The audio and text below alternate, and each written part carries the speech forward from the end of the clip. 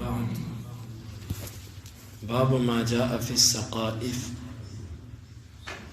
ये बाब है उन अहदीस के बारे में जो चौपाल, छप्पर, साइबान वगैरह में के बारे में है। वजलस नबी सल्लल्लाहु अलैहि वसल्लम व अस्हाबुहु फ़ी सक़ीफ़ति बनी साइदा। नबी सल्लल्लाहु अलैहि वसल्लम और आपके सहाबा सक़ीफ़ा बनु साइदा में बैठे।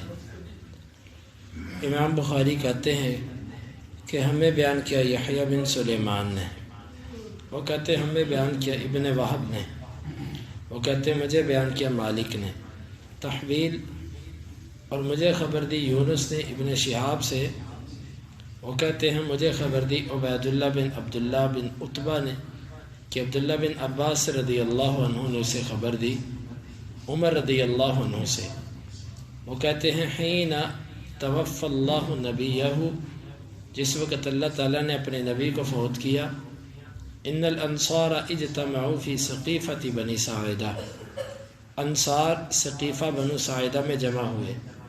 फ़क़ुल्तु ली अबी बकर इंतलिक़ बिना, मैंने अबू बकर से कहा कि हमारे साथ चलिए।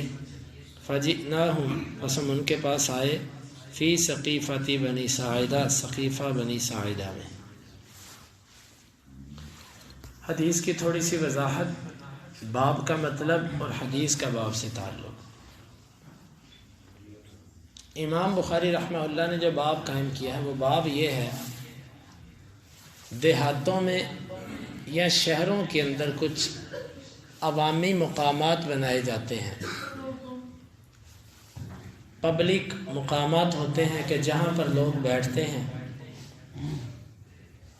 वो किसी की मलकियत नहीं होती जगह। जिस तरह देहातों के अंदर चौपाल और इसी तरह छप्पर वगैरह बना दिए जाते हैं, ये जायज़ है। साइबान वगैरह बनाना, कोई ऐसी जगह हो जो किसी की मलकियत नहीं है, उसके ऊपर छत सी डाल दी जाए, जिस तरह कई पार्कों के अंदर होता है। सड़कों पर ऐसे मुकामात होते हैं, इंतज़ार गाहें, ये बना दी जाती हैं। तो इमाम बुखारी ये साबित करना चाहते हैं कि ऐसी जगह जो किसी की ख़ास मलकियत नहीं है बल्कि वो हर एक के बैठने के लिए बना दी गई हैं, उनमें बैठना जायज़ है। वहाँ बैठना जुल्म नहीं है, इसीलिए इसको जुल्म के बाब में लेकर आए हैं कि वहाँ पर बैठना किसी की जगह में बैठना नहीं कहलाता और ना किसी से इजाज़त लेना ज़रूरी होता है, क्योंकि जब अवामी जगह है तो वहाँ पर कोई भी आके बैठ सकता है। बल्कि दो चीज़ें इस सिलसिले में लेकर आए। एक, अल्लाह के नबी सल्लल्लाहु अलैहि वसल्लम का सक़ीफ़ा बनु साइदा में बैठना। सक़ीफ़ा ये कहते हैं चौपाल को, जिसको देहाती लोग चौपाल बोल देते हैं, छप्पर बोल देते हैं, या साइबान उसको कह दिया जाता है। ऐसी जगहों पर बैठना इमाम बुखारी रहमतुल्लाह ये समझते हैं कि ये जायज़ है। और अल्लाह के नबी सल्लल्लाहु अलैहि वसल्लम उस सक़ीफ़ा मुकाम पर बैठे थे जो मदीने के अंदर आवाम के बैठने की एक जगह थी और ऊपर छत सी डाली हुई थी।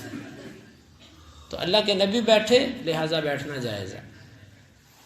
और जो हदीस लेकर आए उसमें यह है कि जब नबी सल्लल्लाहु अलैहि वसल्लम फ़ौत हुए तो अंसार उस सक़ीफ़ा बनु साइदा में जमा हुए। बनु साइदा की जो छत थी ना अवामी, वहाँ पर जमा हुए। तो वहाँ पर फिर गुफ्तगू हुई और वहाँ से अबू बकर सिद्दीक़ रज़ी अल्लाह अन्हु को खलीफा मंतखब किया गया। खैर ये गुफ्तगू अपने मुकाम पर आएगी। तो यहाँ पर सिर्फ ये साबित किया जा रहा है कि अल्लाह के नबी भी बैठे, सहाबा कराम भी बैठे, लिहाजा आज भी जब पब्लिक मुकामात होते हैं वहाँ पर बैठना किसी से इजाज़त लेने का मोहताज नहीं होता, जायज़ है। लेकिन चंद चीज़ों का ख्याल रखना चाहिए। जब आप ऐसी अवामी जगहों पर बैठें तो वहाँ से गुज़रने वालों के जो हुकूक हैं वो पूरे करने चाहिए। गुज़रने वालों के हुकूक ये हैं कि उनको तकलीफ़ ना दी जाए, अपनी नज़रों को झुका के रखा जाए, अगर कोई आपसे रास्ता पूछे तो उसको रास्ता बता दो। यही आदाब हैं चौकों चौराहों और सड़कों पर बैठने और गली महलों पर बैठने वालों के, कि लोगों को घूर घूर कर ना देखो, किसी की बहू बेटी को गुजरते हुए तकलीफ़ ना पहुँचाओ देखकर, और ना कोई और हंसी मजाक और कहा और ना इतनी जगह बंद करो کہ تم گزرنے والوں کے لیے راستہ تنگ کر دو. یہ سب آداب ہیں جو اسلام نے ہمیں بیٹھنے کے سکھائے ہیں. تو پبلک مقامات پر بیٹھتے ہوئے ان آداب کا خیال رکھیں، باقی ان جگہوں پر بیٹھنا جائز ہے. باب لا یمنع جار جارہ ان یغرز خشبۃ فی جدارہ. یہ باب ہے کہ کوئی پڑوسی اپنے پڑوسی کو شہتیر اپنی دیوار پر رکھنے سے نہ روکے. امام بخاری کہتے ہیں کہ ہمیں بیان کیا عبداللہ بن مسلمہ نے، وہ کہتے ہیں مالک سے، وہ ابن شہاب سے، وہ اعرج سے، وہ ابو ہریرہ رضی اللہ عنہ سے کہ اللہ کے رسول صلی اللہ علیہ وسلم نے فرمایا لا یمنع جار جارہ ان یغرز خشبۃ فی جدارہ. کوئی پڑوسی اپنے پڑوسی کو منع نہ کرے اس بات سے کہ وہ اس کی دیوار پر شہتیر یا لکڑی وغیرہ رکھنا چاہے. ثم یقول ابو ہریرہ، پھر ابو ہریرہ کہتے تھے ما لی اراکم عنہا معرضین، کیا ہے میں دیکھتا ہوں تم اس سے منہ موڑتے ہو. واللہ لارمینھا بہا بین اکتافکم، اللہ کی قسم میں اسی لکڑی کے ساتھ تمہارے کندھوں کے درمیان ماروں گا اور ضرور بھی ضرور تم سے اس پر عمل کرواؤں گا. باب کا مطلب یہ ہے آپ کی ایک دیوار ہے، وہ 4-4.5 انچ کی ہے یا 13 انچ کی ہے یا جتنی بھی ہے. آپ کا پڑوسی اس دیوار پر کوئی چیز رکھنا چاہتا ہے، وہ اس پر شہتیر ڈالنا چاہتا ہے، گھر کے شہتیر بالے رکھنا چاہتا ہے یا کوئی ایسی ضرورت چاہتا ہے، تو کیا وہ آپ کی دیوار استعمال کر سکتا ہے؟ اس سلسلے میں علماء کی 2 آراء ہیں. کچھ علماء کہتے ہیں اگر وہ اجازت دے تو کر سکتا ہے، نہیں تو نہیں کر سکتا. لیکن یہ قول مردود ہے. راجح قول اور مضبوط قول اور جمہور اہل علم کا قول، امام احمد، امام اسحاق اور اسی طرح امام شافعی اور محدثین کا جو قول ہے وہ یہ ہے کہ جو آپ کا پڑوسی ہے آپ اس کی دیوار پر شہتیر وغیرہ بھی رکھ سکتے ہیں، اس کی دیوار کو بغیر اجازت کے استعمال کر سکتے ہیں. اگر وہ آپ کو روکنا چاہے تو زبردستی اس کی دیوار استعمال ہو سکتی ہے. ابو ہریرہ کہتے تھے کہ اگر کسی نے روکا تو میں اس کے کندھوں کے درمیان آ کر لکڑیاں اسی لکڑی سے ماروں گا اس کے کندھوں کے درمیان، کہ تو کون ہوتا ہے روکنے والا؟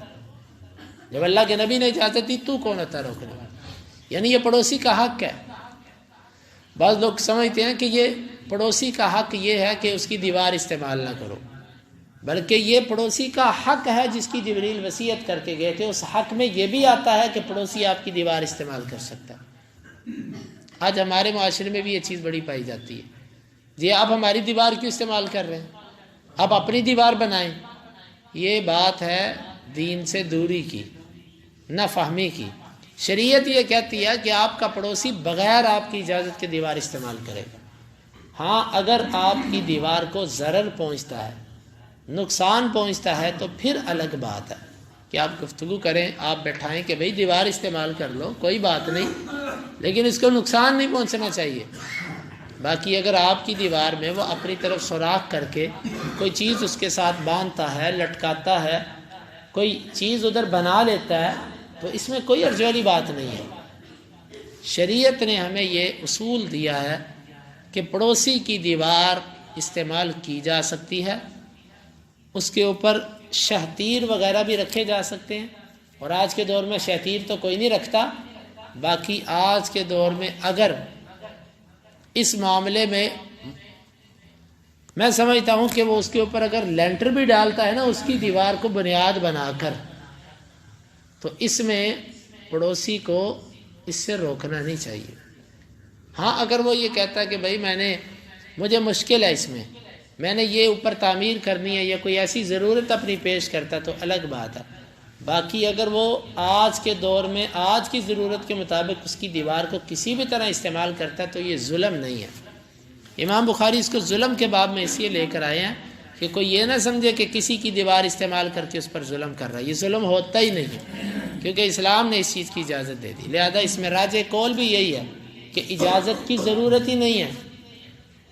عمر رضی اللہ عنہ کے زمانے میں ایک نہر کھودی جانی تھی، وہ نہر محمد بن مسلمہ کی زمین سے گزرنی تھی، تو محمد بن مسلمہ نے کہا کہ میں یہ نہر نہیں کھودنے دوں گا، میری زمین اس میں ضائع ہوگی۔ عمر رضی اللہ عنہ نے کہا کہ ہم نہر کھودیں گے، تیرے پیٹ سے کیوں نہ جگہ لینی پڑے، یعنی زبردستی یہ بات کہی کہ ہم ایسا کر کے دکھائیں گے۔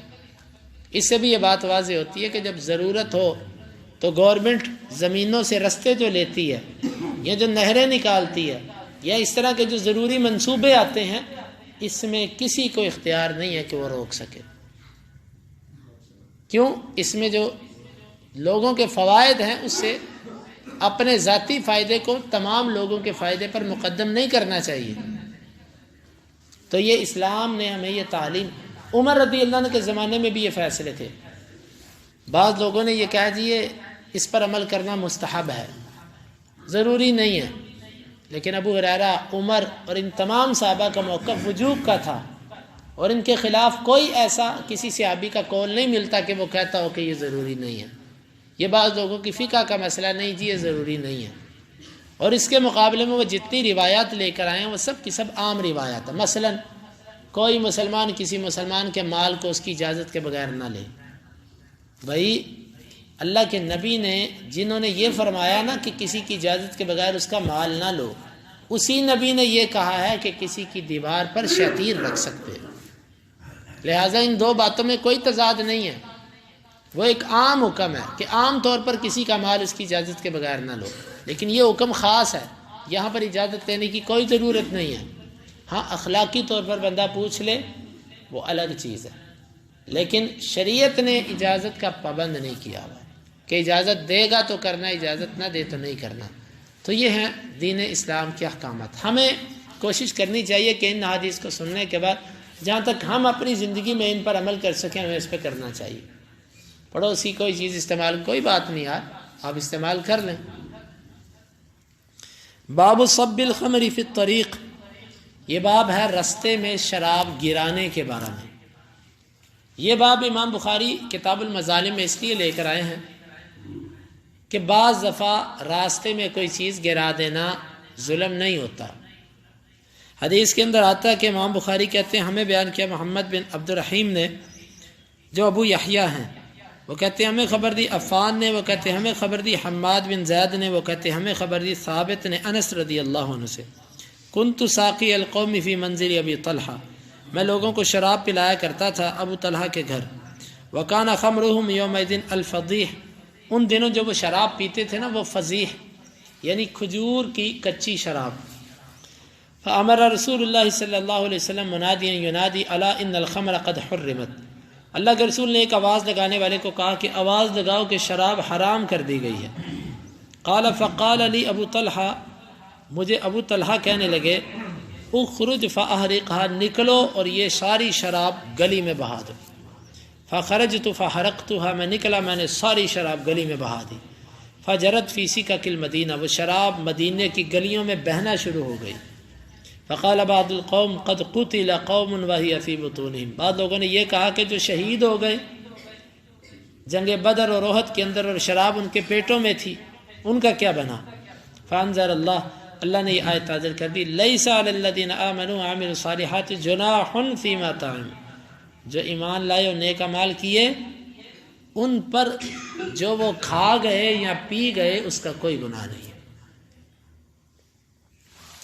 حدیث کا مطلب واضح ہے۔ انس رضی اللہ عنہ کے والد تھے ابو طلحہ، سکے والد نہیں تھے، یعنی ان کی والدہ نے جو دوسری شادی کی تھی ابو طلحہ سے کی تھی، تو یہ ان کے گھر میں شراب پلایا کرتے تھے۔ شراب پلانے سے مراد جو کوئی مہمان آتا، بڑے آتے تو ان کی ذمہ داری تھی کہ بیٹا اپنے آنے والے مہمان کو شراب دینی ہے۔ اس وقت شراب حرام نہیں تھی۔ وہ کہتے ہیں اچانک گلی سے آواز دینے والے نے آواز دی کہ اللہ کے رسول نے شراب حرام کر دی ہے۔ آپ صحابہ کے ایمان کا اندازہ لگائیں، نہ تصدیق کروائی، نہ کوئی بندہ بھیجا کہ جاؤ پتہ کر کے آؤ، اچھا حرام کر دی گئی، جی کر دی گئی، چلو بہا دو اس شراب کو۔ ساری کی ساری شراب بہا دی گئی، اور وہ مہنگی شراب تھی، اتنا بھی نہیں سوچا کہ شراب کو بیچ کے کوئی پیسے کما لے، مشرکوں کے ہاتھ بیچ دیں، کافروں کے ہاتھ بیچ دیں۔ آج تو ہمارے لوگ کہتے ہیں نا ٹی وی گھر سے نکالنا تو چلو بیچ دو، فلاں چیز نکالنی ہے چلو بیچ دو، ساری کی ساری شراب بہا دی کہ کافر کو بھی نہیں بیچنی۔ آج ہماری حکومت اس نام پہ پرمٹ جاری کرتی ہے کہ ٹھیک ہے کافروں کو بیچنا جائز ہے، جو غیر مسلم ہے وہ پی سکتا ہے۔ انہوں نے غیر مسلموں کو بھی نہیں بیچی، ساری شراب گلیوں کے اندر بہا دی، مٹکے اٹھا کے بہا دیے، اور وہ یوں شراب مدینے کی گلیوں میں بہہ رہی تھی جس طرح ندیوں نالوں کا پانی ہوتا ہے۔ تو یہ بعض لوگوں نے کہا کہ جو لوگ شہید ہو گئے اور ان کے پیٹوں میں شراب تھی ان کا کیا بنا؟ اللہ نے یہ آیت نازل کر دی کہ جو پہلے کھا پی گئے جب یہ چیز حرام نہیں تھی ان پر کوئی گناہ نہیں، یعنی ان کی شہادت پر کوئی اثر نہیں پڑا۔ یہ ہے حدیث۔ اس سے چند باتیں معلوم ہوئی اور باب کے ساتھ اس کا تعلق، صحابہ کرام کا جذبہ اتباع، اور اسی طرح اکیلے آدمی کی خبر حجت ہے، خبر واحد حجت ہے، اکیلے آدمی کی آواز سنی اس پر عمل کر لیا، یہ تھا صحابہ کرام کا ایمان۔